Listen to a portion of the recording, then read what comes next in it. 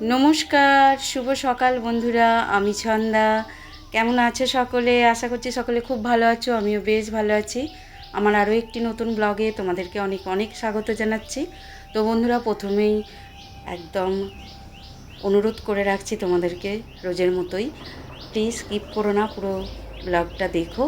আর ভালো লাগলে like comment করো, শেয়ার করো, চ্যানেলটা সাবস্ক্রাইব করে আমার পাশে থেকো।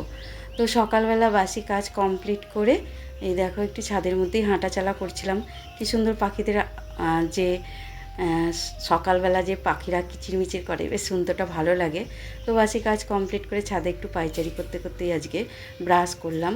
দেখো কত রোদ বেরিয়ে গেছে এরই মধ্যে। আজ হচ্ছে শুক্রবার, ঘড়িতে এখন ওই 6:30 এরকম বাজে। তো এরই মধ্যে প্রচুর রোদ বেরিয়ে গেছে। তো যাই হোক, সিধু বাবা ওঠো। ঘরে চলে এলাম আবারও। সিধু বাবা এখন সিধু, ঘুমাচ্ছে, ওকে ডাকাডাকি করছি। টাকা গুড মর্নিং। পড়তে বসতে হবে তো, ওঠো। তো সকালবেলা যেটা করি আর কি, কখনো কখনো একদমই সময় হয়ে ওঠে না, স্কিপ না করারই চেষ্টা করি, তবুও মাঝে মাঝে স্কিপ হয়ে যায়। তো সেটা হচ্ছে এই যে একটু ফেস ওয়াশ দিয়ে মুখটা সকালবেলা ক্লিন করে নিয়ে তারপরে বাথরুমে গিয়ে একটু ফ্রেশ হয়ে বাসি নাইটিটা চেঞ্জ করে নিয়ে এসে একটুখানি নাইট ক্রিম বলছি, মাথাটা গেছে, সানস্ক্রিন অ্যাপ্লাই করে নিই সকালবেলা। আর রাত্রে শোবার সময় এই দুইবার যদি মুখের একটুও যত্ন করা যায়, তবুও মুখটা একটু হলেও ওরই মধ্যে ঠিকঠাক থাকে, নাহলে কিন্তু একেবারেই যাচ্ছে তাই অবস্থা হয়ে যায়। আর আমাদের মতো গৃহবধূদের সত্যি কথা বলতে কাজ করতে করতে এসব কিছু করাই হয়ে ওঠে না, তবে সময় করে করতে হয়। আর এবার যে ভিডিও করি বা এডিটিং করি, সেসবের জন্যও একটা টাইম লাগে। তো যাই হোক, একটুখানি নিজের মতো করে রূপচর্চা করে চলে এলাম আবারও নিচে। এখানে এসে দেখো একটা জিনিস করবো আজকে, ভাবলাম আজকে একটু গোলা রুটি করে দেবো। রোজই তো রুটি তরকারি ভাজাভুজি এসব দিয়ে টিফিন দিই। তো একদিন করেছিলাম, ওদের ভালো লেগেছিল।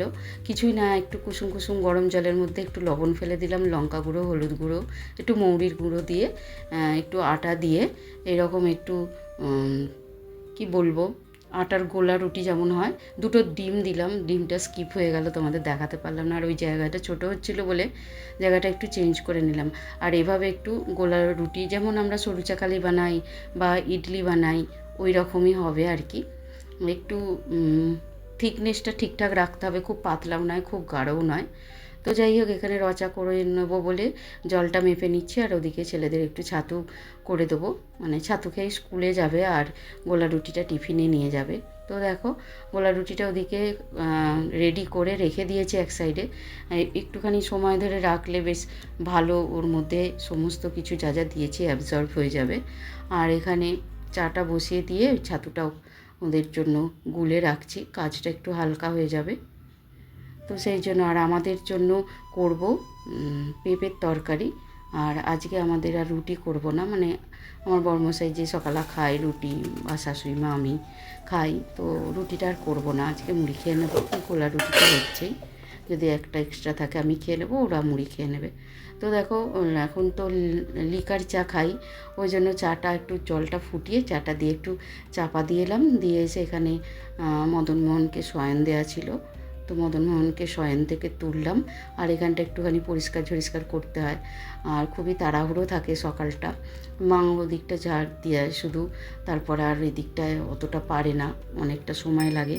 যাই হোক, তবু টুকটুক করে ঝাঁটটা দেয়, আর আমি এদিকটায় সমস্ত কাজগুলো কমপ্লিট করতে পারি। বাসন কোসন থাকলে মাজা, গ্যাস পরিষ্কার করা, তারপরে টিফিন বানানো, ঠাকুরের পুজো করা। তো দেখো, নিজের মতো করে সকালবেলাটা একটু পুজো করে নিই।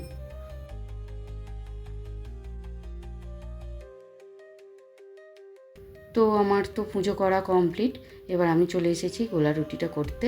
তো দেখো, একদম একটুখানি তেল ব্রাশ করে নিয়ে গোলা রুটি এরকম হাতা করে করে দিয়ে একটু, তোমাদের কাছে খুন্তি বা স্ট্যাচুলা যাই থাকুক না কেন, বেশ ভালো করে এরকম চাড়িয়ে নিয়ে ঢেকে ঢাকা চাপা দিয়ে করলে জিনিসটা বেশ ভালো হয়। তো কয়েকটা একদম প্লেন করেছিলাম, আর দুটো তিনটের মধ্যে আমি একটু এই চিজগুলো দিয়েছিলাম, আর এক সাইডে দিয়েছিলাম পাস্তা সস। খেতে কিন্তু দুর্দান্ত হয়েছিল বন্ধুরা। বন্ধুরা, অপূর্ব হয়েছিল।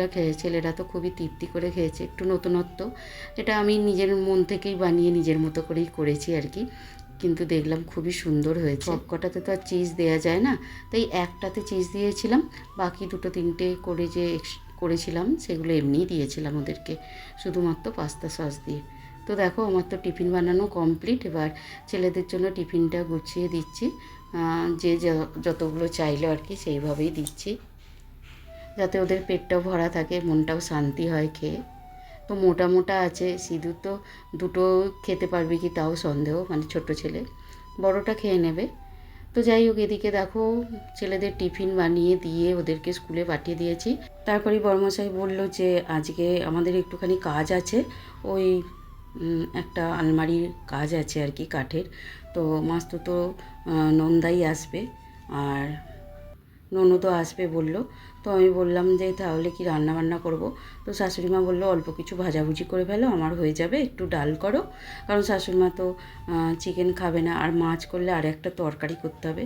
তো বড়মশাই বললো চিকেনটাই নিয়ে চলে আসি, একটু আলু দিয়ে চিকেনের ঝোল ঝোল মতো করবে, আর পোস্ত দিয়ে আলু ভাজা, করলা ভাজা আর পটল ভাজা হবে, আর একটু চাটনি হবে। তো যাই হোক দেখো, একদম বসিনি সকাল থেকে, একদম ফাস্ট ফরওয়ার্ডে কাজ করে গেছি। ওখানে দেখো পোস্ত দিয়ে আলু ভাজা, পটল ভাজা, করলা ভাজা রেডি, রান্না কমপ্লিট। আর এখানে মুসুর ডালটাও করে নিয়েছি, একটু পেঁয়াজ দিয়েছিলাম যাতে ভালো লাগে।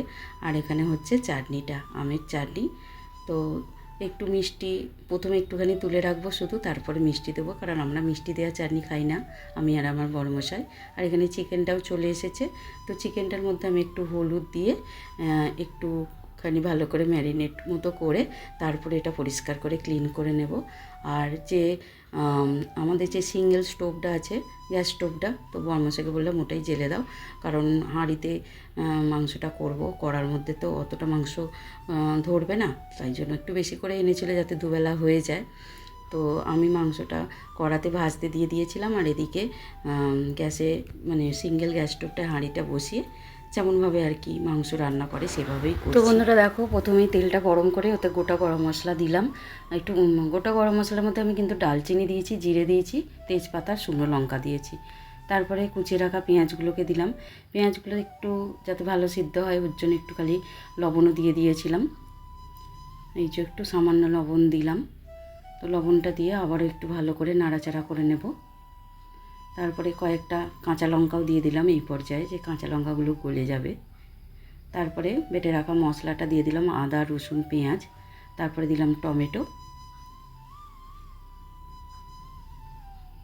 তো তারপরে সামান্য একটু চিনির দানা দিলাম, তারপরে হলুদ গুঁড়ো দিলাম, দিয়ে আবারও একটু নাড়াচাড়া করলাম। সামান্য একটু জল দিতে হবে যাতে মশলাটা লেগে না যায় কড়ার মধ্যে। তারপরে দিলাম লঙ্কা গুঁড়ো, জিরে গুঁড়ো, আর মিট মশলার একটা গোটা পাতা দিয়েছিলাম, চিকেন মশলা নয় কিন্তু মিট মশলা। তারপরে স্বাদ অনুযায়ী লবণটা দিলাম।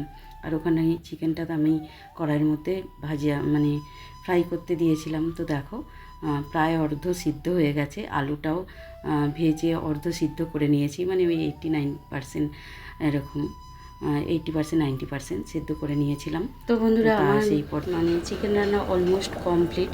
আমি তো চিকেনটা আলাদা ভাজতে দিয়েছিলাম, কারণ কিছুটা আমার কাজ বাকি ছিল, মানে রেডি করা মশলাপাতি।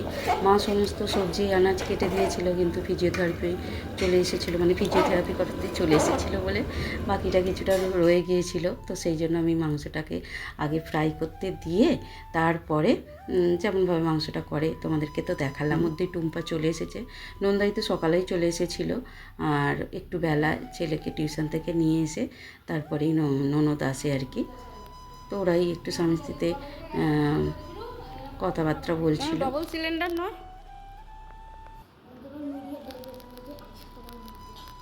মিডিয়া দেখবে ঝগড়া করছি। তো যাই হোক, স্নান টান করে চলে এসেছি দেখো ভাত বাড়তে।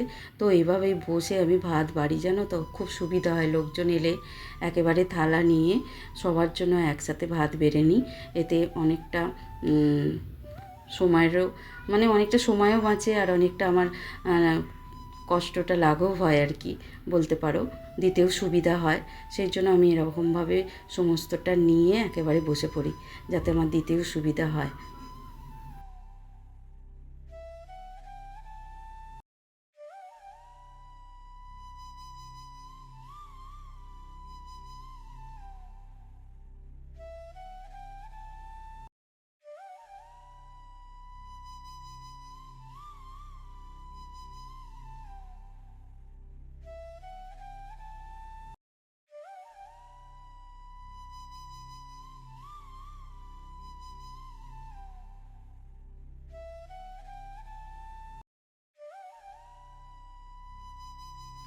তো যাই হোক বন্ধুরা, সুন্দর করে ভাত বেড়ে গুছিয়ে নিয়েছি, ওখানে ঘরের ভিতরে শাশুড়ি মাকে দিয়ে এসেছি। নাহলে মা এখন টেবিলে এসেই বসে খায়, কিন্তু টেবিলে জায়গা ছিল না বলে মাকে ঘরেই দিয়ে এসেছি। আর আমরা যেহেতু চিকেন খাবো সেটাও কারণ। আর তারপরেই আমরা এখানে সবাই মিলে বসে পড়েছি। ওদের খাওয়া হয়ে গেছে, আর মেয়েদের যা হয় খেতে বসে একটু গল্প গুজব চলে। তো নন্দাই আমার বর্মশাই তো যাই হোক, আমাদের খাওয়া কমপ্লিট হতে মাঝতে ধরতে আমার ছেলে চলে এসেছে, আর আমি অপেক্ষা করছিলাম। চিকেন রান্না হয়েছে, তো রোজই স্কুল থেকে এসে জিজ্ঞাসা করে কি হয়েছে মা রান্না। তো আজকে ওর এক্সাইটমেন্টটা দেখো, আমাকে 3টে দিয়েছো, আমি ভাত খেতে পারবো না। এখনকার বাচ্চারা সত্যি এত চিকেনের প্রতি দিবানা। আরে আমি 3টে দিইনি, আমার মনে হয় তোকে না দিতে গিয়ে ওকে দিয়ে ফেলিছি এরকম কিছু একটা। তো খাওয়া দাওয়া করে একটু রেস্ট নেওয়ার পর বর্মশাইগুলো আজকে গাড়িটা একটু বের করব। তো চলো একটু শর্ট ড্রাইভ করে আসি। লং ড্রাইভে তো যেতে পারবো না এখন, তো সেই জন্য আর কি 10 মিনিটের জন্য একটু গাড়িটা নিয়ে বেরোনো হয়েছিল। আর বাইরে নেচারটা দেখো, প্রকৃতি সবসময় খুশি করে আমাদের কিছু না কিছু দিয়ে। তো সূর্য অস্ত যাচ্ছিল, সেটা দেখতে এত ভালো লাগছিল। এসব তো দেখাই হয় না, সূর্যোদয় আর সূর্যাস্ত বাইরে না বেরোলে দেখা হয় না। তো চলো ব্লগটা শেষ করলাম, ভালো থেকো সকলের, টাটা।